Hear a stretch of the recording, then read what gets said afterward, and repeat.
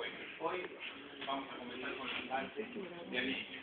Y antes me voy a presentar, yo soy el doctor Joe Imach, soy profesor de hematología y estoy a cargo del módulo de hematología y medicina interna. Yo con un grupo de colaboradores vamos a presentar todos los contenidos de hematología.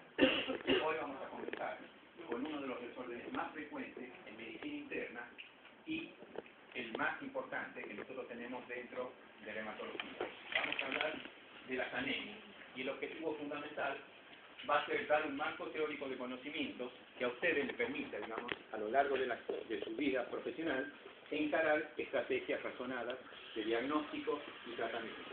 O sea, esto probablemente no lo vayan a encontrar muchas veces en los libros, por lo cual es importante que ustedes registren, digamos, la información que yo les estoy dando, porque les va a servir para toda su vida en la práctica profesional y les va a simplificar muchísimo la vida en cuanto a los análisis, en cuanto a los estudios y evitar costos innecesarios tanto para el paciente como para las obras sociales.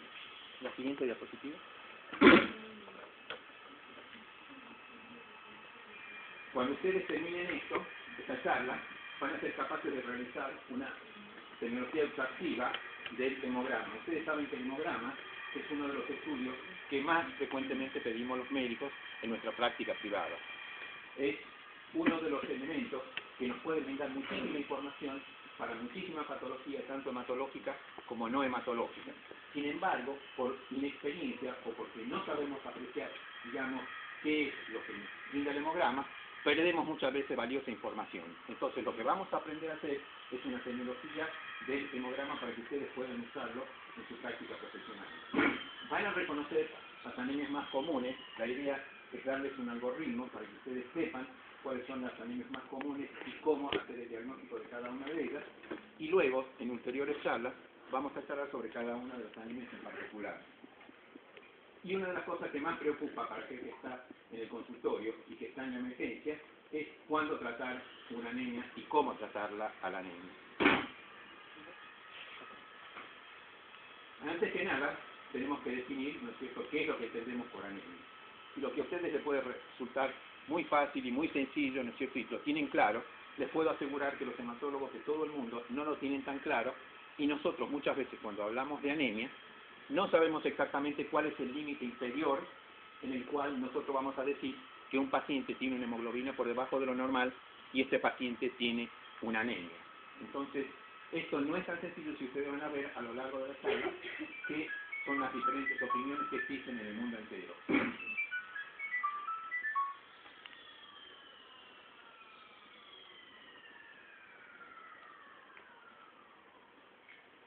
Anemia, como ustedes pueden ver, es la reducción de la hemoglobina por debajo de los niveles normales para la edad, para el sexo y para la condición fisiológica. Lo que quiere decir que no siempre la hemoglobina normal es idéntica a todas las edades, es diferente en el recién nacido, es diferente en el infante, es diferente en la mujer por el sexo y es diferente según el nivel de altura que nos encontremos sobre el nivel del mar o que la mujer esté en la temperatura. Ustedes pueden ver que lo que puse es la hemoglobina, porque la hemoglobina es la que transporta el oxígeno a los órganos, ¿no es cierto?, a nuestros tejidos. Y es lo más importante que nosotros tenemos que evaluar y quizás sea uno de los más exactos parámetros que nosotros podamos elegir en hematología. El peor de todos ellos es el de glóbulos rojos, ¿no es cierto? Y muchas veces, cuando ustedes están en los centros de atención primaria, van a ver que lo único que nos informan los profesionales bioquímicos es el número de glóbulos rojos, lo cual es insuficiente para hacer un diagnóstico de anemia. Podemos hacer el diagnóstico de anemia, pero no es suficiente para calificar y establecer qué tipo de anemia es. Y se acompaña generalmente de un descenso del hematocrito. O sea, la hemoglobina y el hematocrito son los dos parámetros más confiables que nosotros tenemos en la parte de hematología. La siguiente, ustedes pueden ver que lo que importa desde el punto de vista fisiopatológico no es que la hemoglobina esté baja o que esté bajo el hematocrito o que estén bajo los glóbulos rojos, sino que el oxígeno que nosotros recibimos en nuestro tejido sea suficiente para satisfacer nuestras necesidades cotidianas. Si ese oxígeno no es suficiente, evidentemente nosotros estamos ante una necesidad Y eso es lo que nosotros valoramos cuando hacemos un estudio para anemia. O sea que por eso es que discriminamos entre lo que sucede en un chico que tiene una determinada hemoglobina, digamos, a determinadas edades, aunque esté por debajo de lo normal, lo que pasa en el geronte, lo que pasa en la embarazada, porque es diferente la necesidad que nosotros tenemos en nuestro tejido o cómo la vamos a suplir a esa necesidad a diferentes edades. La siguiente. Para que ustedes vean la relevancia que tiene el estudio de las anemias, ustedes tienen que pensar que está entre los 10 factores causantes de las muertes evitables, del 40% de las muertes evitables. Y ustedes pueden ver qué importancia tiene la hipertensión arterial en primer lugar, el tabaquismo, el colesterol, el alcoholismo y las anemias, en este caso la anemia ferropénica, que es una anemia evitable, hay otras anemias que no son evitables, figuran dentro de los 10 factores de riesgo causantes de mortalidad en los pacientes. Y no es nada insignificante, 60 millones de personas mueren anualmente por cualquiera de estas causas, ¿no es cierto? El 40% muere por cualquiera de estas causas, ¿no es cierto? O sea que es muy importante que ustedes sepan, la siguiente, hacer el diagnóstico de esta enfermedad y cómo la van a tratar. Se considera que la anemia, y especialmente la anemia ferropénica, es una epidemia oculta. ¿Por qué se dice que es una epidemia oculta? Porque existen muchos más casos con anemia y con ferropenia que las que nosotros somos capaces de detectar. Lo que sucede es que la sintomatología a veces es tan insignificante que no la detectamos y pasa desapercibida para los pacientes y no consultan por eso. O cuando vienen a nuestro consultorio no le damos relevancia a ese problema y el paciente, ¿cierto?, tiene una disminución en su capacidad productiva. O sea, desde el punto de vista intelectual, él no se da cuenta que su capacidad, ¿no es cierto?, su rendimiento está por debajo de los valores normales. Entonces, es importante que cuando ustedes sospechen una anemia, traten de buscarlas, ¿no es cierto?, a esa anemia si es que sospechan que un paciente tiene astenia, adinamia o alguna de las manifestaciones que vamos a ver. La siguiente.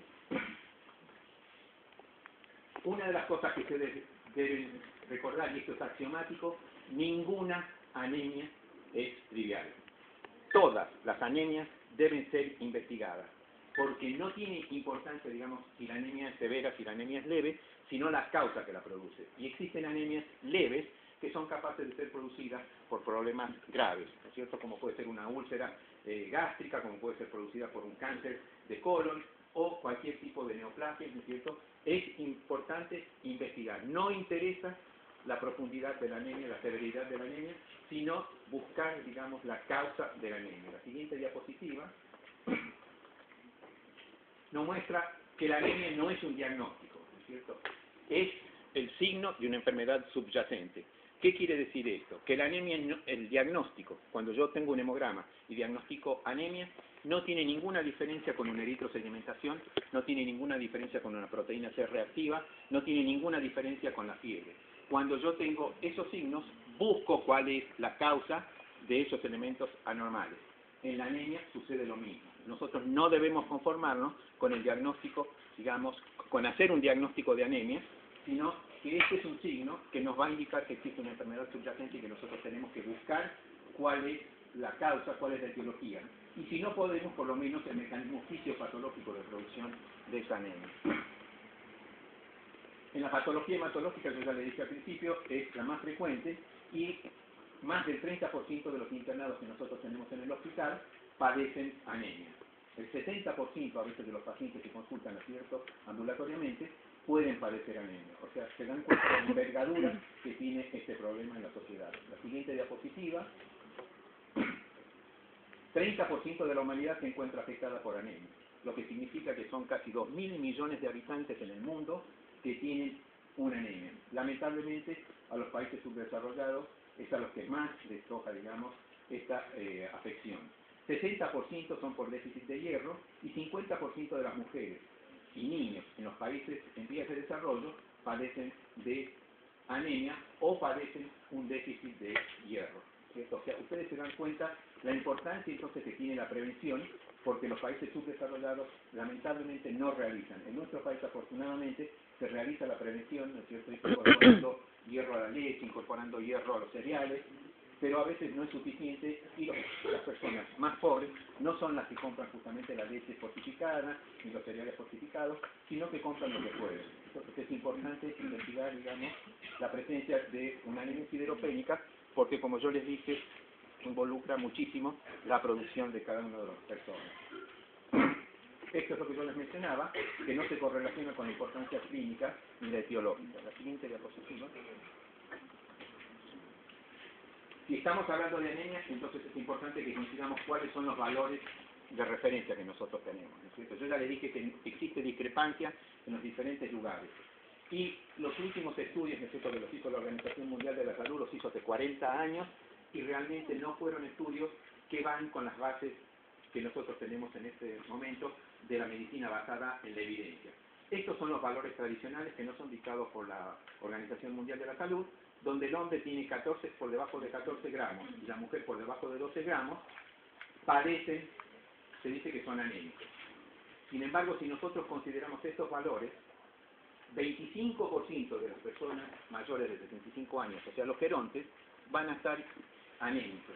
Entonces, la Organización Mundial de la Salud estuvo tratando de unificar criterios, pero no lo hizo de la manera que realmente la Organización Mundial de la Salud debería haber trabajado en esa época y no actualizó, digamos, los valores. Entonces los valores que nosotros tenemos son menores, pero no confía, digamos, el profesional en esos valores porque realmente debe ser producto de una reevaluación. Y no es una cosa fácil ir y detectar hacer un hematocrito o una hemoglobina. Es necesario seleccionar un grupo de gente sana, un grupo de gente que no tenga problemas de nutrición, un grupo de personas que no estén embarazadas, un grupo de pacientes que no tenga ferropenia. O sea que este estudio se hizo en Estados Unidos y se eligió a quiénes. Se eligió a los chicos que iban a la universidad. Se eligieron chicos de alrededor de 20 años, entonces todos eran saludables, pero quedaban afuera los gerontes, quedaban afuera, ¿no es cierto?, los pacientes menores. Entonces, prácticamente es una digamos, estadística que está sesgada y que tampoco puede ser aceptada así. Entonces, ¿qué es lo que yo les aconsejo, digamos, a ustedes que tienen que saber y a veces se confunden? Que lo más importante es ver si el paciente tuvo, antes de que nos consultara por la anemia, si tuvo un hemograma, ¿no es cierto?, que fuera normal. Si nosotros vemos que ese paciente tuvo una hemoglobina que tenía de 15 gramos y cuando nos consulta al cabo de 1 año o 2 años tiene una hemoglobina de 12, yo sé que ese paciente, ¿no es cierto?, está por debajo de sus niveles normales. Entonces, este paciente sí tiene anemia y yo voy a investigar. Como les dije, si yo busco los gerontes, quizás voy a investigar muchos más pacientes de lo que realmente son necesarios. Pero es necesario entonces requerir estudios anteriores para saber si el paciente tiene o no tiene anemia. La siguiente diapositiva. Y esto es el estudio que yo les conté, ¿no es cierto?, que se hizo en Estados Unidos. El hombre tiene 13,2 y la mujer tiene 11,7, ¿cierto? Estos se aproximan más a los niveles que aceptan muchos países como límites de la normalidad. Sin embargo, cuando uno se acerca a estos niveles, alrededor de 12, por debajo de eso es preciso investigar en la mujer, más que ella es la que más padece de ferropenia y es la que más factible tenga, digamos, anemia ferropénica. El hombre por debajo de 13,12 debe ser investigado, por arriba de 13,7 algunos dicen que no debe realizarse ninguna investigación. O sea que ustedes ven lo difícil y lo confuso a veces que es establecer si un paciente tiene o no tiene anemia cuando realmente está confortable, cuando no tiene ningún problema, y es simplemente un hallazgo de laboratorio. La siguiente diapositiva. Habíamos dicho que depende de la condición fisiológica el valor de hematocrito. Si yo tengo una persona que tiene 47% a nivel del mar, es equiparable, ¿no es cierto?, a una persona que está con 69 a 5.500 metros de altura, y a una persona que está en Tafí del Valle tendría que tener un poquitito más de su hematocrito. Entonces, si este paciente que está acá, ¿no es cierto?, en el altiplano, viene a la ciudad, ¿no es cierto?, y vemos que tiene un hematocrito de 47, a pesar de que esté dentro de los límites normales para el nivel del mar, esa persona es anémica para el ambiente donde él vive, ¿no es cierto?, donde los niveles de oxígeno son menores que a nivel del mar. O sea que es importante que ustedes recuerden de dónde proviene la persona, recabar la información para saber exactamente qué es lo que pasa. La siguiente. Y estos son los valores que nosotros tenemos que tener en cuenta. Y esto les recomiendo que lo registren porque varía con cada uno de los libros que ustedes van a leer. Más aún, en algunas diapositivas hay discordancia entre lo que yo tengo, digamos, entre los valores, que es por información, ¿no es cierto?, que yo tomo directamente de alguna bibliografía y hay que tomarla exactamente como dice esa bibliografía. Entonces, la hemoglobina es, como habíamos hablado, 13,2 a 17,5 es el valor normal en el hombre, en la mujer 11,7 a 15,5. El hematocrito es entre 40 y 52 en el hombre, en la mujer es entre 36 y 48. Los hematíes, entre 4.500.000 y 6.500.000, en la mujer 3.900.000 y 5.600.000. Y estos son los datos que son importantes para que nosotros podamos hacer una clasificación simple, sencilla, accesible al bioquímico, accesible al médico que no es especialista y que pueda sacar inferencias para hacer un diagnóstico ulterior y un tratamiento. Entonces, el volumen corpuscular medio, que por debajo de 80 va a ser una anemia microcítica, por arriba de 100 centilitros va a ser una anemia macrocítica, y la concentración de hemoglobina corpuscular media, 26 y 34, ¿no es cierto? Por debajo de 26 es hipocrómica, por arriba de 34 no existe porque no hay anemias hipercrómicas, salvo excepciones como la talacésia, como la anemia hepatocítica y la anemia esferocítica, pero generalmente no se considera. Y la concentración hemoglobínica médica no les aconsejo que lo registren, simplemente estos dos son importantes para que ustedes puedan sacar inferencias ulteriores de todos los análisis de laboratorio. Estos son los parámetros que más o menos aceptamos los hematólogos en nuestro país. La siguiente. Ustedes tienen que calcular los índices hematimétricos, no sé si ustedes lo recuerdan de fisiología, y quieren que lo repasemos, pero el volumen corpuscular es el hematocrito por 10 sobre el número de glóbulos rojos en millones. Y nos da la cifra que habíamos hablado antes. La hemoglobina corpuscular media es la hemoglobina por 10 sobre el número de hematíes, y nos da la cifra que ustedes ven, que acá es diferente de la anterior porque es de otro registro, y la concentración de hemoglobina corpuscular media es hemoglobina sobre hematocrito por 100, y es entre 22 y 36 gramos de hemoglobina por cada 100 mililitros de sangre. O sea, estos son los valores hematimétricos y los índices que nosotros vamos a usar, y fundamentalmente para hacerse los sencillos a ustedes, vamos a usar el volumen corpuscular medio para mostrarles cómo clasificamos y cómo coincidimos con los bioquímicos para decidir, ¿no es cierto?, qué es lo que vamos a hacer. La siguiente diapositiva. Una de las cosas que muchas veces nos preguntamos, ¿cómo puede tener un paciente 5.900.000 y tener una anemia? ¿Cierto? Es lo que vamos a ver, qué es lo que pasa. La siguiente. Otra de las preguntas es, ¿por qué una embarazada que tiene 10,5 o un paciente que tiene insuficiencia cardíaca no lo tratamos por anemia si esto está por debajo de los registros normales? ¿Cierto? Y esta es una de las variaciones fisiológicas que nosotros tenemos. La siguiente diapositiva. Y otra de las cosas más importantes que ustedes no deben perder de vista es que una persona que les llega a la guardia y que pierde 1.500 centímetros cúbicos de sangre en pocas horas, la hemoglobina y el hematocrito puede estar normal. Y esto sucede porque cuando nosotros perdemos sangre, tarda entre 24 y 48 horas en pasar líquido del espacio extravascular al espacio intravascular, y entonces nunca podemos considerar que el hematocrito que obtenemos inmediatamente en una guardia, cuando un paciente nos dice que tuvo una anemia, que tuvo una pérdida, ¿no es cierto?, y nos dice es una pérdida que tenía una palangana, nosotros no le creemos, porque realmente hacemos el análisis de laboratorio y nos da la hemoglobina normal y el hematocrito normal. Esto es uno de los errores más frecuentes que comete el médico cuando está frente a una emergencia. La siguiente diapositiva. Nosotros hablamos de anemia absoluta cuando la masa de glóbulos rojos está disminuida, ¿no es cierto? Y relativa cuando el volumen plasmático o la masa de glóbulos rojos está normal. O sea, aumenta el volumen plasmático y la masa de glóbulos está normal. Y vamos a dar unos ejemplos a continuación. La siguiente diapositiva.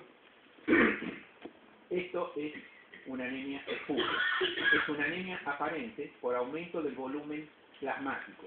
Esto es lo que se llama hemodilución y es el segundo caso, ¿no es cierto? Es una anemia relativa.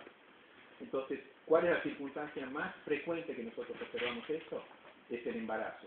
El embarazo, nosotros tenemos que la mujer aumenta el 40% de su volumen plasmático.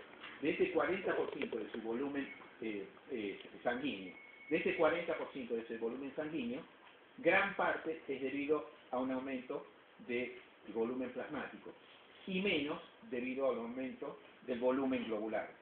Entonces, estas pacientes que nosotros decimos, ¿por qué no la tratamos cuando tiene hemoglobina de 10,5? Es porque si nosotros hiciéramos una medición de su volumen, tendrían más de los 2 litros de glóbulos rojos que nosotros tenemos habitualmente. Probablemente lleguen a 2.500 mililitros de glóbulos rojos. Y su plasma, en vez de ser 3 litros, llegará probablemente a 4 litros. Entonces, como hay una hemodilución, este paciente, ¿no es cierto?, tiene una anemia aparente, una anemia espuria. Lo mismo pasa en la insuficiencia cardíaca, lo mismo pasa en la insuficiencia renal, lo que pasa también cuando tenemos grandes esplenomegalías congestivas, en las enfermedades crónicas y a veces, muy raras veces, en la hipoalbuminemia. La siguiente diapositiva. Una anemia real inaparente es cuando tenemos una disminución simultánea de la masa eritrocitaria y del volumen plasmático. Y esto, cuando pasa, es cuando un paciente tiene una hemorragia aguda, como habíamos mencionado. Pierde plasma, pierde glóbulos rojos, entonces el hematocrito de esa sangre va a ser menor. Pero si nosotros medimos la volemia general de ese paciente, en vez de 5 litros, puede ser que tenga 3 litros y medio de sangre.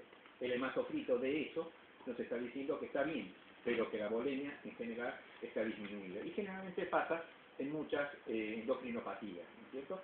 Y a veces en algunas neoplasias malignas. La siguiente diapositiva. ¿Cuáles son los factores que regulan la hematopoiesis? Y los factores que regulan la hematopoiesis, el más importante de todos es la eritropoietina. ¿Y la eritropoietina cómo trabaja? Y la eritropoietina es simplemente un sensor de oxígeno. Disminuye el oxígeno en nuestro organismo y entonces ese oxígeno, la sangre arterial, pasa por el riñón y existen, digamos, células que rodean a los conductos renales que van a segregar la eritropoietina cuando sienten que la cantidad de oxígeno que nosotros tenemos es inferior a las necesidades de nuestro organismo. Se va a segregar la eritropoietina y va a producir una proliferación de todos los elementos eritroides en la médula ósea, solamente de los elementos eritroides. Y entonces va a aumentar la producción celular. Esta producción celular se va a ver manifiesta por un aumento del número de reticulocitos en la sangre periférica, que son las células nuevas. La siguiente diapositiva es la que nos muestra, digamos, el efecto de la eritropoietina. Y acá es para recordarle que nos va a servir para todas las pruebas de hematología. Ustedes saben que la hematopoiesis es la producción desde una célula extremadamente inmadura a elementos maduros, como son los glóbulos rojos, como son las plaquetas, los leucocitos, los linfocitos, los neutrófilos, los eosinófilos y los basófilos, ¿no es cierto? Todos estos derivan de esta célula que es totipotencial. A partir de ahí, estos se diferencian en dos ramas, una la linfoide y otra la mieloide. Esta célula linfoide es la que va a provocar la linfopoiesis de los linfocitos B, de los linfocitos T, de los linfocitos natural killer. Y acá tenemos, ¿no es cierto?, la célula multipotente, que es la célula que es común para la mielopoiesis, para la eritropoiesis y la mielopoiesis. Y ustedes pueden ver que de esta célula va a derivar una parte, la producción de plaquetas y leucocitos, y una parte va a determinar que se produzca la producción de glóbulos rojos. En esta parte va a actuar la eritropoietina. No actúa sobre esta parte, no actúa sobre esto, y es importantísimo el valor que tiene la eritropoietina. Hoy se produce por bioingeniería y nosotros podemos darle a un paciente eritropoietina cuando carece de eritropoietina. ¿Cuál es, digamos, el característico de déficit de eritropoietina? Es la insuficiencia renal. Cuando nosotros tenemos una insuficiencia renal, el riñón, que produce el 90% de la eritropoietina, no produce la cantidad adecuada, solo un 10% es extrarrenal, y entonces nosotros, si le damos eritropoietina, a ese paciente le vamos a evitar hacer transfusiones de sangre. Existen otras circunstancias, como la artritis reumatoidea, que es una enfermedad crónica, donde la secreción de ciertas linfoquinas van a producir una disminución de la eritropoietina propia del organismo, y entonces vamos a necesitar eritropoyetina extrínseca. Y le vamos a dar a estos pacientes y van a mejorar muchísimo, no van a necesitar transfusiones. Cuando hacemos tratamientos por leucemia, por linfoma, por otros cánceres, le damos eritropoyetina cuando la hemoglobina baja del 10%. Todas estas son enfermedades crónicas donde la eritropoyetina no se produce en cantidades suficientes. De paso, se ha dicho, las enfermedades crónicas junto con la anemia ferropénica son las dos anemias más comunes que ustedes van a ver en su práctica privada. Una es por el déficit de hierro y el otra, uno de los mecanismos, es por el déficit de producción de eritropoyetina por la linfopenia. La siguiente diapositiva. ¿Cómo usamos entonces los datos que hemos obtenido a través de un simple examen de un hemograma? Por eso es que ustedes tienen que aprender a valorar exactamente qué es lo que tiene un hemograma. Y un hemograma no lo hace cualquier bioquímico, sino lo tiene que hacer un bioquímico que tenga realmente el equipamiento adecuado. Hoy no se concibe, digamos, cuando yo tengo un paciente con anemia, no es lo mismo un paciente que no tiene anemia, pero un paciente que tiene anemia, yo no puedo mandar a cualquier bioquímico si no tiene un equipo adecuado que me pueda hacer un recuento adecuado de glóbulos rojos, de glóbulos blancos y de plaquetas. Si nosotros lo hacemos manual, ¿no es cierto?, con el microscopio, como ustedes lo habrán visto en histología, eso tiene un margen de error muy alto y no nos sirve para calcular los índices hematimétricos. Tenemos que hacerlo con un equipo automatizado. Y entonces vamos a obtener todos los datos que nosotros queremos. El volumen corpuscular medio, como yo les conté, nos va a dar, cuando está por arriba de 100, una anemia macrocítica. El volumen corpuscular normal nos va a dar entre 80 y 100 una anemia normocítica, y el volumen corpuscular medio, por debajo de 80, nos va a dar una anemia microcítica. La siguiente diapositiva.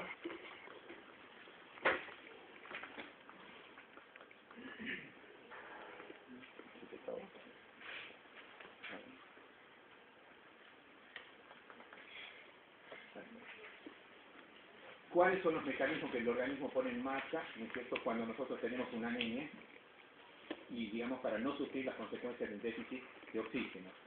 Una de las cosas que nunca mencionan ustedes es el incremento de los 2,3-bisfosfoglicerato, que aumenta en los casos, digamos, que tenemos anemia, que son anemias crónicas, y que da lugar a una liberación más rápida del oxígeno de nuestro organismo. Esto forma parte de la glicólisis anaeróbica, que ustedes recordarán de fisiología, de Enden-Menierow, que se produce en el glóbulo rojo. Este es una enzima que se produce en ese ciclo. Esa enzima está aumentada cuando nosotros tenemos una anemia y constituye el 50% del mecanismo de adaptación que nosotros tenemos. O sea, hace que se desprenda con mucha mayor rapidez el oxígeno que nosotros tenemos en las células, a pesar de que tengamos anemia, va a llegar a suplir en primera instancia las necesidades de nuestros tejidos. Luego viene la redistribución selectiva del flujo de sangre. La sangre que va a los músculos, la sangre que va al riñón, todo eso disminuye, ¿no es cierto? Y trata, digamos, de ir una gran parte al corazón, una gran parte al cerebro. O sea que existe una redistribución, muy poca sangre va a la piel, por eso es que cuando tenemos shock o cuando tenemos una anemia crónica, tenemos palidez de nuestros pacientes. El aumento del gasto cardíaco, que al principio es por una ligera taquicardia, y luego es por un aumento del volumen sistólico. O sea, cuanto más severa es la anemia, mayor es el gasto sistólico. O sea, le estamos haciendo trabajar mucho más a nuestro corazón, y en ciertas circunstancias, si nosotros no le aconsejamos al paciente que no haga esfuerzo, este paciente va a ir a la insuficiencia cardíaca. Y está el estímulo eritropoyético, del cual ya hemos hablado. Cuando hay anemia, se produce un déficit de oxígeno y aumenta la eritropoyesis. La siguiente diapositiva. Acá es donde yo los quiero dirigir a algo que ustedes no van a encontrar, digamos, en los libros. Y es, ¿son buenos los elementos con que nosotros contamos para hacer un diagnóstico de anemia? O sea, nadie nos enseña qué es lo que realmente debemos hacer. Nos mencionan todas las cosas, pero nadie nos dice, digamos, qué es. Y evidentemente que los elementos que nosotros tenemos no son todo lo bueno que nosotros pensamos. La siguiente diapositiva. Nosotros vamos a ver que si valoramos, ¿no es cierto?, el enfoque tradicional no es infalible, la siguiente. Si nosotros solamente quisiéramos hacer el diagnóstico de los pacientes que tienen anemia por la palidez, vamos a perder un 50% de los pacientes, porque esos pacientes no van a tener palidez, pero sí van a tener anemia. o sea que no sirve para nada. Y como esto, ¿no es cierto?, otros signos como el de la palma de la mano, como el color pálido de la oreja, la conjuntiva, nos hacen perder muchísimos casos de anemia, o sea que no son suficientes como para que nosotros pensemos en anemia como único elemento para hacer el diagnóstico. Antes, cuando no contábamos con los equipos automatizados, el examen del frotis de sangre nos servía, ¿no es cierto?, para dar información importante con respecto a al tipo de anemia que teníamos. Hoy esto ha perdido muchísimo valor y solamente provee un aporte en un 20 o 25% de los casos, los índices hematimétricos, con respecto a lo que nosotros podemos tener con un recuento automatizado. La siguiente diapositiva. Entonces, ¿qué es lo que tenemos que hacer para un efectivo diagnóstico de la anemia? Debemos combinar el enfoque probabilístico con el enfoque tradicional. El enfoque tradicional, ¿no es cierto?, es ver la morfología, es ver las características clínicas, ¿cierto? Y vamos a hacer un enfoque probabilístico de eso. Yo ya les voy a explicar qué es lo que sigue. Y en cuanto a la elección del diagnóstico, lo de los exámenes de laboratorio, tenemos que buscar aquellos que tengan mucha sensibilidad y que tengan, si es posible, una alta especificidad para usar las pruebas que son más competentes para el diagnóstico de la anemia. En la siguiente diapositiva. Entonces acá está lo que les quiero decir yo con un enfoque probabilístico. Si yo estoy en mi consultorio externo con una persona que tiene 25 años de edad, que me viene, ¿no es cierto?, y me dice, tengo taquicardia, tengo disnea de fuerza, ¿no es cierto?, duermo mucho, no tengo ganas de ir a trabajar, lo primero que yo tengo que pensar, si esa persona está en la edad fértil y es una mujer, tengo que pensar que esa anemia es una anemia ferropénica. ¿Por qué? Porque tanto la anemia ferropénica como las anemias de las enfermedades crónicas, yo les comenté a ustedes, que constituyen el 75% de todas las anemias. Y si ustedes recuerdan, ¿no es cierto?, cuál es el volumen corpuscular medio de una anemia ferropénica, van a ver que con solo hacer la clasificación esa sensible y simple que yo les mostré, van a tener una orientación hacia qué tipo de anemia tiene ese paciente. Si tiene el volumen corpuscular menos de 80, lo más probable es que tenga una anemia ferropénica y en algunos casos unas enfermedades crónicas. Entonces, el enfoque probabilístico es lo que yo estoy pensando frente a mi paciente, ¿no es cierto? ¿Dónde estoy viviendo? Si yo estoy viviendo en Corrientes, ¿no es cierto?, y tengo la anemia ferropénica, estoy con una persona que vive en el campo, que trabaja, ¿no es cierto?, haciendo ladrillos, y yo veo que tiene una anemia, creo que tiene una anemia, lo primero que voy a pensar es una anemia ferropénica. Pero ¿qué hay en Entre Ríos y en Corrientes? Ustedes lo estudiaron en parasitología. Parásitos, y especialmente el anquilostoma duodenal. Y el anquilostoma duodenal, ¿no es cierto?, provoca una anemia severísima en estos pacientes, ¿cierto? Entonces buscamos la presencia de parásitos. O sea, ustedes tienen que saber en qué área están actuando, a qué edad están actuando y con quiénes están trabajando, ¿cierto? De lo contrario, van a gastar muchísimo dinero en investigaciones innecesarias. Desde el punto de vista morfológico, este es el elemento convencional. Vamos a buscar los índices hematimétricos, vamos a ver el examen del frotis. Y desde el punto de vista fisiológico, el enfoque que vamos a hacer es ver qué es lo que pasa. Si hay una disminución de la producción, ¿no es cierto?, porque hay algún daño a la médula ósea, o si hay una excesiva destrucción porque hay una vida acortada de los glóbulos rojos, o si hay pérdida de sangre, ¿no es cierto?, como puede ser una simple hemorragia. La siguiente diapositiva. Entonces, combinamos toda la información. Obtenemos una buena anamnesis, un examen físico, obtenemos un hemograma y hacemos los reticulocitos, ¿no es cierto? Esto nos tiene que orientar hacia el diagnóstico diferencial y vamos a evitar costosas investigaciones. Los reticulocitos nos van a decir si es una anemia porque existe daño en la médula ósea o si es regenerativa porque hay una excesiva destrucción o una excesiva pérdida de sangre. Entonces los reticulocitos son fundamentales en una evaluación inicial de lo que es una anemia. Entonces acá tienen claramente, ¿no es cierto?, cuando ustedes están, sin entrar a dudar, estos 4 elementos nos van a dar una pauta de lo que vamos a hacer ulteriormente con nuestros pacientes, que si los asociamos a los enfoques probabilísticos, prácticamente estoy seguro que ustedes no van a necesitar en el 95% de las anemias la ayuda de un hematólogo. La siguiente diapositiva. ¿Cuáles son las manifestaciones? Yo no voy a ir sobre las manifestaciones clínicas en detalle, simplemente les voy a dar las pautas para que ustedes intenten todo lo que quieran cuando están en la mesa de examen. Entonces, ¿cuáles son las manifestaciones clínicas? y dependen de la hipoxidosis, ¿no es cierto? Cuando dependen de la hipoxidosis, ustedes van a ver que el paciente tiene taquicardia, que tiene taquipnea, que se fatiga al caminar, que puede tener angor, que puede tener claudicación intermitente, todo lo que se les ocurre inventar de hipoxidosis, ¿no es cierto?, van a poder hacerlo y nadie les va a poder discutir. Va a depender de la hipovolemia. Cuando yo tengo una hemorragia aguda, ese paciente, ¿no es cierto?, va a tener una hipotensión, ¿no es cierto?, y va a tener todas las manifestaciones de la hipotensión, o sea que va a tener transpiración viscosa, va a tener la piel fría, va a tener la piel pálida, va a llegar, ¿no es cierto?, a la hipotensión, va a llegar al coma y va a llegar a la muerte si no lo tratamos adecuadamente. La celeridad con que se produce esto tiene mucho que ver con la sintomatología. Si la hipoxidosis es una cosa lenta y lo tenemos en un chiquito de 10 años, vamos a ver que ese chiquito puede llegar a tener 7 gramos de hemoglobina y venir a nuestro consultorio y jugar con todas nuestras cosas alrededor, sin sentir disnea, ni astenia, ni absolutamente nada, sino que la madre lo notó pálido, con 7 gramos de hemoglobina y por eso lo trajo. O sea que cuando se instaura lentamente, existe un acostumbramiento del organismo por todos los mecanismos de compensación que yo les mencioné anteriormente. Entonces, depende de la celeridad. Si es rápido, ¿no es cierto? Y bueno, podemos tener muerte y shock de hipovolemia. Los mecanismos compensadores son los que yo le hablé antes, y la curva de disociación de la hemoglobina tiene un valor importantísimo, y es en el que interviene la 2,3-difosfogliceratos, que acelera la curva de disociación para facilitar el desprendimiento del oxígeno. Todo lo que hay en la parte cutánea, la parte digestiva, la parte cardiológica, la parte neurológica, la van a encontrar en cualquier libro. No voy a ir sobre eso, vamos a seguir adelante, ¿no es cierto?, porque esta charla realmente, generalmente la damos en 3 clases, y por razones de tiempo tenemos que darla en una clase. La siguiente diapositiva.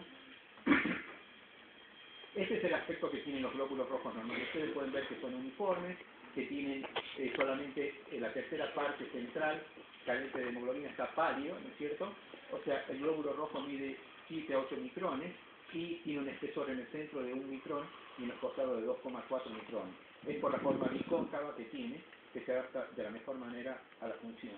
Y la siguiente diapositiva nos va a mostrar lo que es un paciente que tiene una hipocromía. Ustedes pueden ver que ya no es el 1/3%, ustedes pueden ver que existe una anisocitosis, que existen, digamos, como barquillos en algunos de los glóbulos rojos, que existen las células en tiro de blanco, que existe una poiquilocitosis, una anisocitosis. Esto es lo que vemos en las anemias microcíticas e hipocrómicas.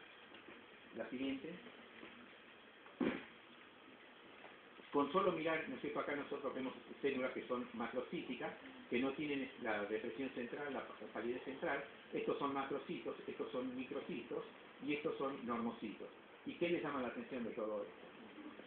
El neutrófilo, que tiene 1, 2, 3, 4, 5, 6, 7 segmentos. Si yo veo esto cuando hago el examen del prótis, no sigo ninguna investigación más. Directamente hago el diagnóstico de anemia megaloblástica, que es por un déficit de ácido fólico o de vitamina B12. Y dirijo toda mi investigación, ¿no es cierto?, hacia un déficit de esas cosas. Entonces, ustedes pueden ver qué importante es cuando veo un hemograma, prestar atención a lo que me dice el bioquímico, cuando dice en las observaciones, se observan neutrófilos hipersegmentados, o se observa anisocitosis, o se observa microcitosis o macrocitosis. Es importante entonces que sepan interpretar qué es lo que pasa, ¿no es cierto?, con las observaciones que pone el bioquímico. La siguiente diapositiva. Y esto es otra de las formas. Nosotros vemos que el tamaño de los glóbulos rojos son normales o un poquito más chiquititos, y ustedes pueden ver que ha desaparecido el tercio de palidez central en la gran mayoría de los glóbulos rojos. En cambio, en eso no. Esto es lo que pasa en la esferocitosis hereditaria. Y estos pacientes, cuando los ve el bioquímico, informan directamente que tiene anemia y a veces pasa por alto al detalle de la esferocitosis, porque cree que es un trastorno de la técnica que él usó. Cuando se hace en el servicio de hematología este prótesis, se ve esto, no se sigue tampoco ninguna investigación, ni se pide hierro, ni prueba de Kunz, nada. Directamente se hace el diagnóstico de esferocitosis y se confirma con una fragilidad osmótica. O sea que ustedes ven la relevancia de un buen examen, digamos, del prótesis en algunos pacientes. Este es el 25% de los pacientes donde el aporte que hace no lo puede hacer un equipo automatizado, solamente lo hace un ojo experimentado. La siguiente diapositiva, esta es una anemia hereditaria de la cual vamos a tratar en el futuro. Esta es otra anemia hereditaria, la ericocitosis, tenemos ovalocitos acá en la sangre. Se ve esto y se hace el diagnóstico. ¿Cuánto cuesta un hemograma? 2,70. Entonces, con eso, obvio, todos los otros gastos que le podemos ocasionar al paciente o a la obra social o al hospital. La siguiente diapositiva. Y ustedes tienen que aprender a calcular el índice de reticulocitos. ¿Qué significa el índice de reticulocitos? El índice de reticulocitos es la cantidad de reticulocitos que yo encuentro en la sangre periférica y que va a permitirnos a nosotros saber si el paciente tiene una anemia regenerativa o arregenerativa.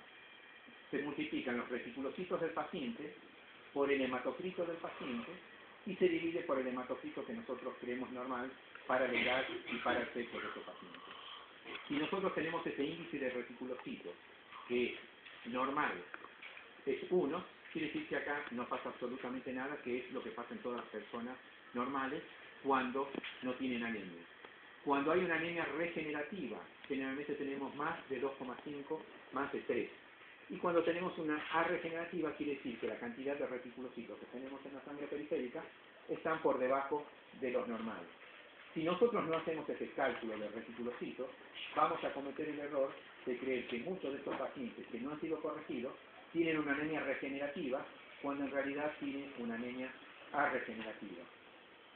Entonces vamos a encarar mal el diagnóstico y el tratamiento de estos pacientes, lo vamos a hacer gastar plata, vamos a hacer funciones externales, cuando realmente quizás podríamos haber visto que se trata de una anemia hemolítica y no de otro tipo de anemia, ¿no es cierto?, que no provoque regeneración. La siguiente diapositiva. Bueno, esto es para ver cuál es el umbral terapéutico que nosotros vamos a considerar que debe recibir un tratamiento un paciente. Y existen diferentes momentos y diferentes urgencias que va a depender de la edad. Fundamentalmente no es lo mismo un geronte que un adolescente, no es lo mismo un niño que un adulto, no es lo mismo una mujer que un hombre. La siguiente diapositiva, y vamos a ver cuáles son los umbrales que nosotros tenemos que preocuparnos. Si el paciente tiene más del 30% de hematocrito, no hacer ningún tratamiento hasta que no hagamos el diagnóstico de qué es lo que pasa con el paciente. Yo tengo tiempo con un paciente que tiene 10 gramos de hemoglobina o 30 de hematocrito de hacer todos los estudios, a no ser que sea un paciente que esté, digamos, con arteriosclerosis, que tenga, digamos, angina de pecho, pero aún así nunca recuerdo haber tratado a alguien con un hematocrito de 30 sin haber sacado todos los estudios para diagnóstico. Cuando el paciente tiene un hematocrito menor de 30 o mayor de 20, ya ahí es una cosa que el médico clínico entra a preocuparse. Se puede actuar dependiendo del cuadro clínico, si el paciente no es un geronte, ¿no es cierto?, si no tiene dificultades, si no tiene disnea, si no tiene angos, si no tiene claudicación, si puede trabajar, no hago absolutamente nada. Si el paciente tiene manifestaciones de descompensación hemodinámica, y bueno, trataremos de sacarle sangre, hacer el diagnóstico y simultáneamente a la sacada de sangre le vamos a hacer el tratamiento. Donde no podemos pensar mucho es cuando el paciente tiene menos del 20% de hematocrito. Acá, realmente la gran mayoría de los gerontes necesitan tratamiento por el riesgo de una coronariopatía, de una insuficiencia cardíaca. Los niños pueden soportar tranquilamente hematocritos hasta del 15% si no realizan grandes esfuerzos, ¿no es cierto?, y nos permiten hacer todo el diagnóstico. O sea que ustedes pueden ver, esto es el límite en el cual no existe, digamos, un límite preciso, más o menos difuso, pero que los va a orientar a ustedes cuándo y qué es lo que deben hacer. La siguiente diapositiva. Entonces vamos a sacar la conclusión. La anemia es una disminución de la hemoglobina. La anemia es un signo y no es nunca un diagnóstico. La anemia más frecuente es por déficit de hierro y le sigue la anemia por enfermedades crónicas. O sea, que cuando ustedes hacen el estudio, los índices hematométricos, pueden ya calificar de qué tipo de anemia se trata y ustedes van a poder hacer su microfísica, el diagnóstico de anemia por déficit de hierro y seguir a través de la anamnesis y decir cuál es la causa. La siguiente diapositiva. Si la anemia se asocia a leucopenia, trombopenia, sospechar de una enfermedad medular. ¿Por qué? Porque está afectado los 3 elementos de la médula ósea. Existe una tricitopenia, entonces si tengo anemia, leucopenia y trombopenia, hay que pensar, y estos son los pacientes en los cuales yo voy a hacer una función external, porque puede tener una aplasia medular, puede tener un síndrome mielodisplásico, puede tener una infiltración por cáncer, por un linfoma, o puede tener una leucemia. entonces es preciso hacer en estos pacientes una médula ósea. Si los reticulocitos están aumentados, ¿no es cierto? El índice de reticulocitos está aumentado, sospechar anemias regenerativas. Si la anamnesis no nos guía hacia una pérdida digestiva o alguna pérdida de sangre importante, tenemos que pensar en las anemias hemolíticas. Si los reticulocitos están disminuidos, sospechar de una anemia refractaria. Y entonces, cuando es una anemia refractaria, hay una enfermedad medular, aunque no siempre es una enfermedad medular, a veces existen endocrinopatías que nos van a provocar, ¿no es cierto?, esa anemia regenerativa. La siguiente diapositiva. Esto es lo que yo hubiera deseado, digamos, hacer con ustedes sobre las anemias, pero lamentablemente no lo vamos a poder hacer, en la que nos mostraba una serie de errores que cometemos los médicos cuando estamos en presencia de un paciente, ¿no es cierto?, que nos consulta en la práctica diaria en un centro de atención que no tiene todos los recursos necesarios, o el médico que no tiene todos los conocimientos necesarios para aplicarlo. La siguiente diapositiva y la siguiente. La siguiente. Y entonces vamos a hablar de las anemias microcíticas, y fundamentalmente quisiera centrarme en la anemia microcítica hipocrónica, que es la más frecuente, y hacer el diagnóstico diferencial de las otras anemias que son microcíticas, pero que son menos frecuentes. La siguiente diapositiva. Ya habíamos hablado de esto. La siguiente diapositiva. Bueno, el hecho de que la anemia, ¿no es cierto?, tenga características morfológicas particulares, ¿no es cierto?, como ser microcitosis, como ser hipocromía, ¿no es cierto? Estoy dando clases, me parece. Sí, estoy dando. Sí, sí. Claro. O sea, que esto nos está hablando, ¿no es cierto?, de un mecanismo fisiopatológico de producción, ¿no es cierto? Y ese mecanismo fisiopatológico es en el que interviene el déficit de síntesis de hemoglobina en estos pacientes. La siguiente diapositiva. ¿Quiénes son los que pueden padecer anemia? Y bueno, pueden padecer anemia ferropénica todos, el geronte, el niño, la embarazada, el adulto, todos podemos padecer anemia. No hay nadie que esté exento. Desde el mismo día que nacen, ¿no es cierto?, cuando existen pérdidas exageradas durante el parto, todos, hasta los recién nacidos, pueden padecer anemia. La siguiente diapositiva. ¿Cuál es la distribución geográfica por la anemia microcítica hipocrónica por déficit de hierro? Y bueno, yo ya se los dije antes, todo el mundo tiene esta anemia, ¿no es cierto?, pero desgraciadamente los países del hemisferio sur son los que más padecen estos problemas, los países subdesarrollados. Y es donde es más grave este problema, y lamentablemente es una cosa prevenible, y a veces en África especialmente, y parte de Asia, no se toman las medidas adecuadas, ¿no es cierto?, para evitar este déficit que repercute tanto en la salud. La siguiente diapositiva. Bueno, esto es lo que yo les contaba al principio, ¿no es cierto? La prevalencia son de 1.800 a 2.000 millones de habitantes, ¿no es cierto? La ferropenia, que es alrededor del 50% en niños y mujeres en edad fértil en países en vías de desarrollo, y 10% ustedes ven la diferencia que hay en los países desarrollados, donde hay programas de prevención. En Estados Unidos, ¿no es cierto?, padecen ferropenia, que no es decir que padecen de anemia ferropénica. Ferropenia significa que el hierro está por debajo de lo normal, y una vez que baja el hierro por debajo de lo normal, y que además interviene en la mioglobina, en catalatas, peroxidasas, etcétera, que intervienen en nuestras actividades mentales, cardíacas, etcétera, el hierro no solamente forma parte de la hemoglobina, entonces va a producir un deterioro, ¿no es cierto? Entonces hay que prevenir la ferropenia, ¿cierto?, porque casi el 70% está en la sangre, pero existen pequeñas cantidades que están en otras partes del organismo que son imprescindibles para otras funciones. En Estados Unidos, el 5% de los varones tiene ferropenia y el 12% de las mujeres, lo cual, con medidas de prevención, aún todavía padecen, ¿no es cierto?, de ferropenia. Y las anemias ferropénicas, ustedes pueden ver que son muy inferiores a la prevalencia de ferropenia. Tenemos 5% en el hombre y la anemia ferropénica es 1,5%. Y tenemos 12% en la mujer y tenemos 5% de anemia. O sea, ferropenia no significa inexorablemente, es el primer paso a una anemia ferropénica. La siguiente diapositiva. La siguiente. Y estas son las anemias ferropénicas, microcíticas y hipocrónicas, las que vamos a tener 5.900.000 glóbulos rojos y el paciente va a tener anemia. La que más glóbulos rojos da, que da una poliglobulia, es la talasemia, que es una anemia microcítica hipocrónica, y cuando nos consulta en el consultorio, si nosotros no hemos hecho una buena anamnesis lo hemos averiguado sobre los antecedentes personales, sobre los antecedentes familiares. Vamos a tratar pacientes que tienen talasemia con hierro y lo único que vamos a estar haciendo por sospechar que tiene una anemia sideropénica porque es microcítica e hipocrómica, vamos a estar perjudicando porque ese hierro de depósito va a ir a las glándulas endocrinas, va a ir al hígado, va a ir al corazón y a la larga va a provocar insuficiencias cardíacas, insuficiencias hepáticas, insuficiencias hormonales. Entonces, cuando yo estoy frente a una anemia microcítica, tengo que tener un algoritmo diagnóstico y tengo que saber qué es lo que voy a hacer.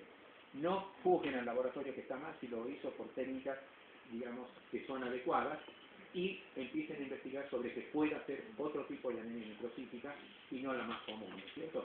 La siguiente diapositiva.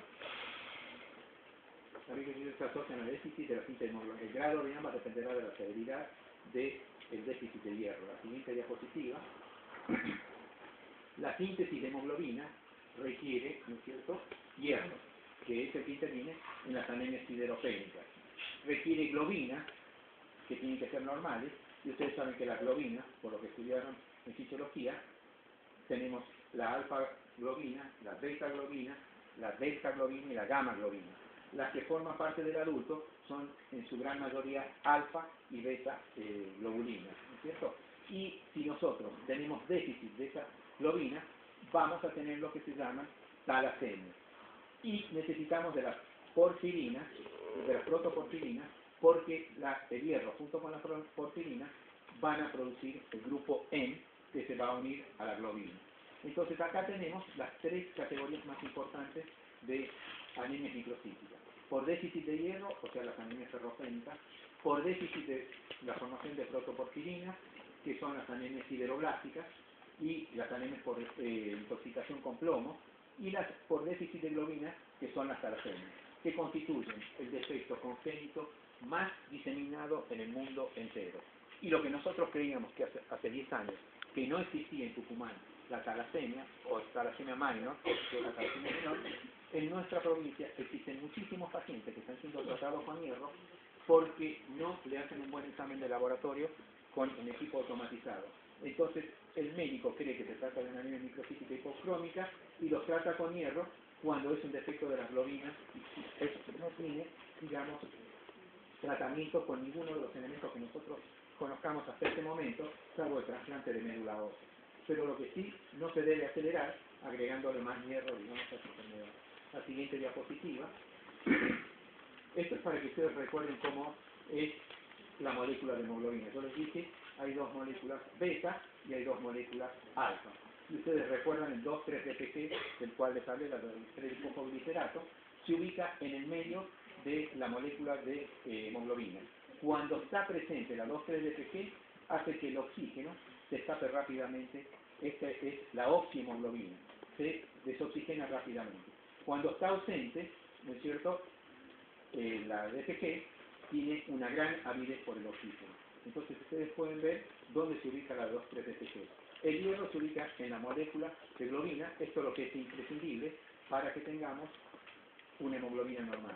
Si las hemoglobinas beta o alfa se producen en menor cantidad que lo normal en nuestro organismo, vamos a tener los dos tipos más comunes de talasemia.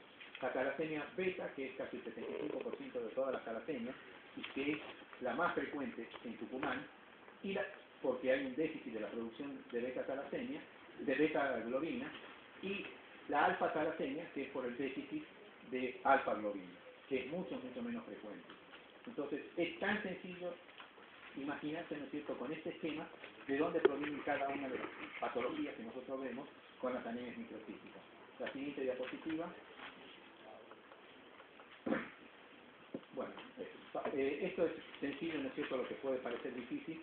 El hierro llega a nuestro eritroblasto y nosotros tenemos receptores para la transferrina. La transferrina es la forma que unida a dos moléculas de hierro se adhiere al receptor de transferrina. El receptor de transferrina lo incorpora al glóbulo rojo. Ese eritroblasto, parte del hierro va a ir al depósito, y esto va a constituir la ferritina, que es otra de las proteínas importantes que nosotros tenemos. Acá ustedes ya tienen dos, una proteína de transporte y una proteína de almacenamiento. La otra es la hemosiderina. Entonces, parte de este hierro va a ir a las mitocondrias. Y acá es donde se va a producir el grupo N cuando se una la protoporfirina con el hierro. Y en los polirribosomos ustedes saben que se producen todas las proteínas, entonces se producen las globulinas. Se une la globina con el N y va a dar la hemoglobina, ¿cierto? Entonces, después se desprende el glóbulo rojo de la transferrina sin el hierro, que se llama apotransferrina, y vuelve a captar en el organismo el hierro. La siguiente diapositiva, o sea que con esto tenemos una idea cabal de qué es lo que pasa con todas nuestras anemias microcíticas y crónicas, ¿no es cierto? ¿Cuál es la causa más importante, digamos, y cuál es el mecanismo fisiopatológico de producción de déficit de hierro? Y nosotros tenemos desórdenes del metabolismo del hierro. Y entonces existe un déficit de hierro porque tenemos una ingesta inadecuada, porque tenemos una absorción inadecuada o porque tenemos una pérdida inadecuada de sangre. Tenemos las anemias de las enfermedades crónicas que se caracterizan porque son incapaces los macrófagos de ceder el hierro a los eritroblastos y entonces quedan incorporados a los macrófagos. El hierro está muy alto en la médula ósea, pero está, digamos, es inútil porque no se puede incorporar a los glóbulos rojos. Estas son las dos causas más importantes de déficit de metabolismo. Entonces tenemos desórdenes de la síntesis, que hemos hablado en el texto, de las globinas, y tenemos desórdenes de la síntesis de la protoporfirina, de las cuales la más importante es la anemia sideroblástica y la intoxicación por plomo.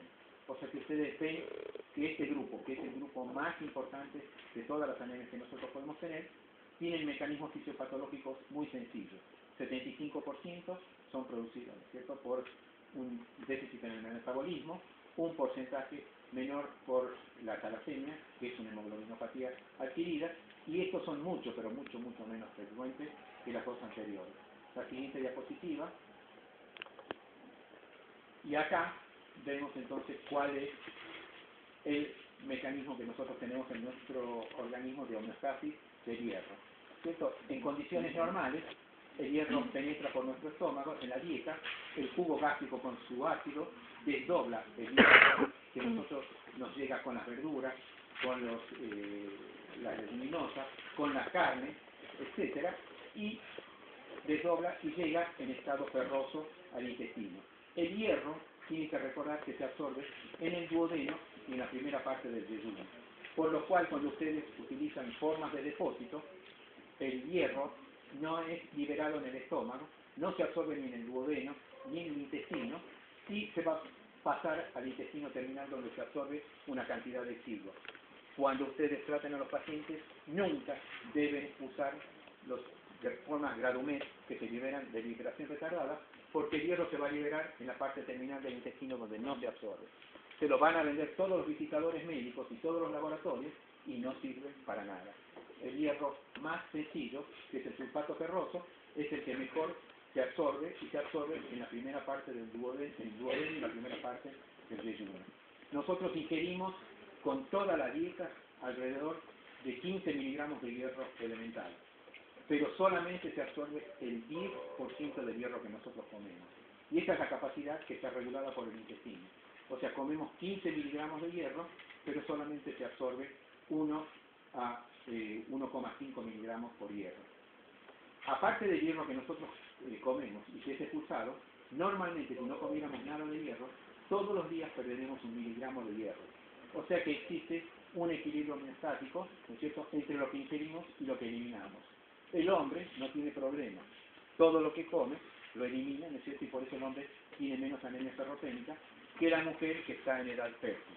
La mujer que está en edad fértil pierde con su menstruación entre 30 y 80 mililitros de sangre. Cuando tiene menorragia, o sea, más abundante la menstruación, no va a alcanzar la ingesta de hierro para satisfacer las necesidades y la mujer va a tener una ferropenia. Y luego va a tener una anemia ferropénica. Entonces la mujer en edad menstrual que tiene más de 80 mililitros de pérdida ginecológica debe tomar hierro permanentemente, ¿cierto? No permanentemente, debe tomar a lo largo de toda la edad fértil, periódicamente debe tomar hierro para no estar anemizado. Pero esto no lo puede hacer, digamos, por motus propio, debe saber que primero, si se repite la anemia, hay que investigar, y la otra cosa que hay que hacer es corregir en lo posible las menstruaciones profusas. O sea, que la mujer, como el hombre, perderían, ¿no es cierto?, la suficiente cantidad que comen, pero la mujer quizás se absorbe más hierro, cuando existe una ferropenia, se absorbe más fácilmente el hierro y puede llegar hasta un 20%. Y eso es lo que pasa con las mujeres que tienen menstruaciones profusas. Nuestros depósitos normales son 2.500 miligramos de hierro, de los cuales la gran mayoría están en la sangre periférica y en la médula ósea. Cuando existen pérdidas de ferropenia, está por debajo de los 2.000. Si nosotros, además, cuando detectamos una anemia ferropénica en un hombre, lo primero que tenemos que destacar es que hay una pérdida. Generalmente las pérdidas son ostensibles, o existe expectoración hemoptoica, o existe hematuria, o existe hematemesis, algo que se ve. Si nosotros no vemos si nuestro paciente tiene una anemia ferropénica en un hombre, en cualquier edad, o en una mujer después de la edad fértil, tenemos que sospechar que hay una pérdida digestiva y hay que hacer un análisis exhaustivo del tubo digestivo. Y esta es una de las cosas que más cuesta convencer a los profesionales médicos y a los pacientes, que se debe examinar el tubo digestivo. Y no hay otra alternativa que hacer las endoscopías altas y bajas, y a veces eso no es suficiente para hacer el diagnóstico. La siguiente diapositiva. Bueno, ¿cuáles son las causas de anemia ferropénica? ¿No es cierto? Un aumento de la necesidad. Nosotros sabemos que la mujer que está lactando tiene que pasarle hierro en su leche al chiquito. Los chiquitos en la infancia y en la adolescencia son los que más crecen y necesitan el hierro. Durante los periodos fértiles, la mujer necesita un suplemento de hierro. En el embarazo, la mujer nunca tiene suficientes depósitos de hierro para transferir la cantidad de hierro que necesita a su feto, ni lo que va a perder durante el parto, ni lo que yo les dije a ustedes, que aumenta la masa globular. Entonces tiene que haber un suplemento de hierro durante el embarazo. La dieta inadecuada puede ser una de las causas. Esto es una cosa rara en el mundo desarrollado, es más frecuente en nuestro medio, donde generalmente comen farináceos. El paciente se alimenta, no sé, con mate cocido, toma té, come fideos, pan, ¿no es cierto?, se alimenta mal.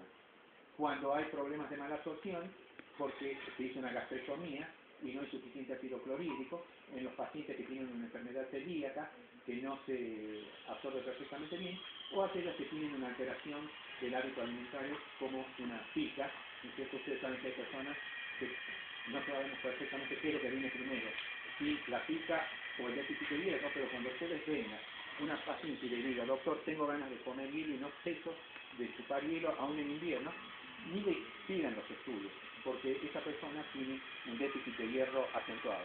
Cuando ustedes inician el tratamiento, a la semana la persona odia el hielo. Hay gente que come lombrices, hay gente que come, digamos, pintura de pared, tierra, etc. Eso es la pica y se observa muchas veces en el embarazo. Cuando ustedes vean un chiquito que está comiendo, ¿no es cierto?, porquerías del piso y busca la tierra, ¿no es cierto?, la tierra es el que más hierro contiene. Nosotros tenemos en la corteza terrestre hierro en abundancia. Entonces los chiquitos comen la tierra, ¿no es cierto?, para proveerse de hierro. Entonces cuando ustedes ven un chiquito comiendo tierra, es porque tiene déficit de hierro.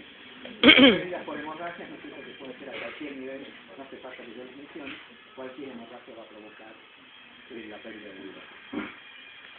Vamos a terminar acá, ¿no es cierto? Simplemente quiero decirles el hierro que ustedes tienen que recetar es el hierro por vía oral.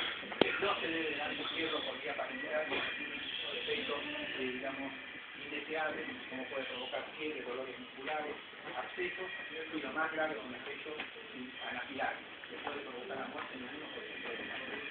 Entonces, no recomienden hierro, eso es patrimonio del especialista. El hierro se lo da por vía oral y la dosis que se da, ¿no es cierto?, es de 200 miligramos de sulfato ferroso,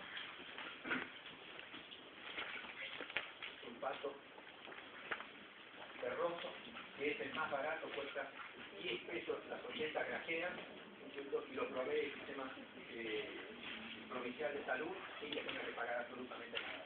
Se toma 3 miligramos de sulfato ferroso diarios de sulfato ferroso.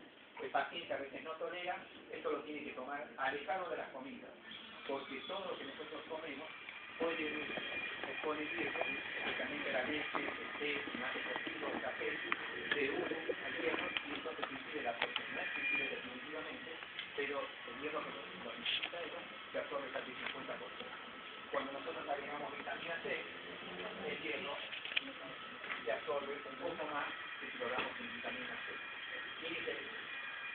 aconsejarle al paciente que lo toma 1 hora antes de la comida o 2 horas después de comer. Y acuérdense, nunca dar las formas de Arumex que no sirven para nada, que simplemente es un gasto. Si el paciente no mejora con el tratamiento que ustedes le hacen, duden de que el paciente esté tomando hierro y traten de buscar, digamos, un mecanismo para producirlo. Si tienen muchas dudas, es cuando tienen que hacer el hierro parenteral en estos pacientes. ¿Tienen alguna pregunta para hacer?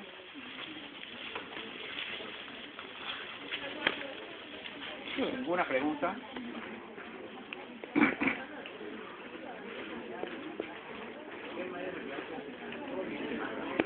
Doctor. ¿Sí?